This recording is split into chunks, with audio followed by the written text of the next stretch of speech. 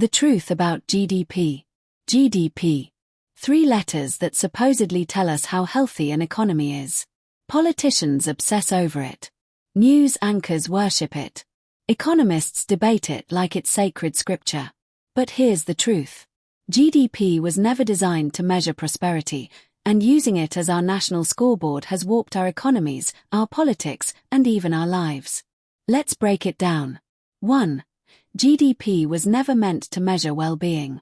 GDP was invented in the 1930s and 40s to measure wartime production. Tanks, planes, factories, output.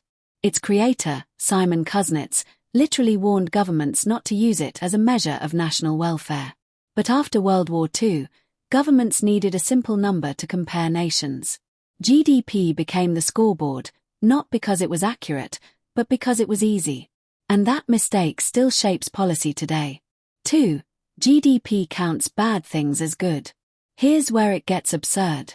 GDP goes up when pollution increases.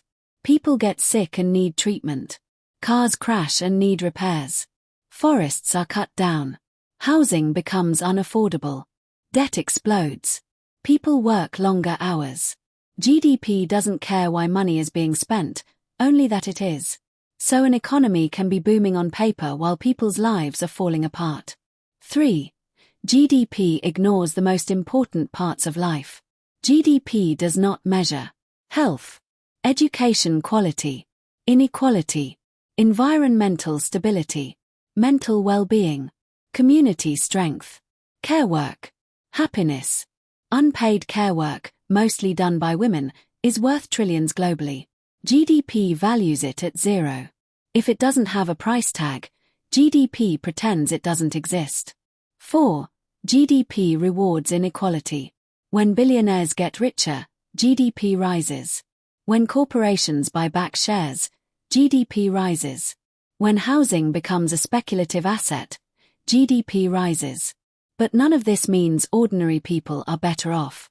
This is why many countries show rising GDP plus falling real wages plus rising poverty. All at the same time. GDP measures totals, not distribution. A country can be growing while most people are getting poorer. 5. GDP depends on endless consumption. GDP assumes that a healthy economy must grow forever. But infinite growth on a finite planet is mathematically impossible. To keep GDP rising, economies must consume more energy, more materials, more land. But to avoid ecological collapse, consumption must stabilize, or fall. This is the core contradiction. GDP growth and planetary stability cannot coexist indefinitely. 6. GDP makes governments choose the wrong priorities. Because GDP is the scoreboard, governments often prioritize deregulation, austerity, cheap labor, high consumption, short-term growth over long-term resilience. This leads to underfunded public services, fragile supply chains, and rising inequality, all while GDP looks healthy. GDP doesn't just measure the economy. It distorts it. 7. The alternatives, beyond GDP. Around the world, economists and governments are exploring new measures that actually reflect human well-being, such as well-being indexes, Human Development Index, HDI, Genuine Progress Indicator, GPI, Social Progress Index, donut economics frameworks. These focus on health, equity, sustainability, and quality of life, not just output. Because people don't live inside GDP. They live inside communities, families, ecosystems, and social systems. The real truth. GDP is a measure of production, not prosperity. It tells us how busy the economy is, not how well people are living. A country can have rising GDP and declining well-being.